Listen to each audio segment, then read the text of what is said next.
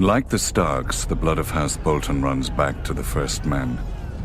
Singers call those times the Age of Heroes, a mask for a savage world that bred savage men. The Lannisters swindled their enemies, the Storm Kings hammered them, and the Starks cut off their heads. In such company as this, were the Boltons really so indelicate?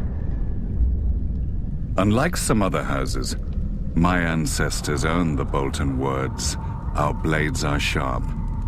They passed down not a Valyrian greatsword, but a knife, honed and thin enough to fit between the topmost layer of skin and the tissue below, and peel. For as we all learned as children, a naked man has few secrets, a flayed man none. In those dark days, they say that some of my more willful forebearers would even wear their enemies' skins as cloaks. But no such tokens remain, if they ever existed.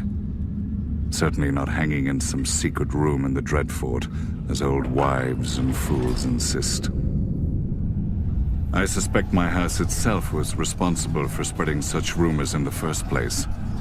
Few weapons are as effective as terror, and this was an age of war. House against house, brother against brother. The Iron Men were on the rise, and never far from our shores. We must have seemed ripe for the taking, too busy fighting each other to deal with the raiders as they deserved. Thus the Starks took it upon themselves to unify the North, under them. They drove the pirates out of White Knife and claimed the eastern coast, and married the Marsh King's daughter for the neck.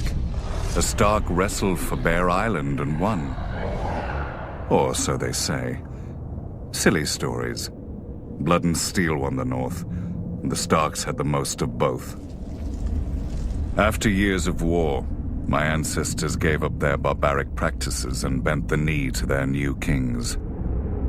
Thus House Bolton became what we are today, loyal bannermen and staunch ally to the Starks, and the second greatest house in the North.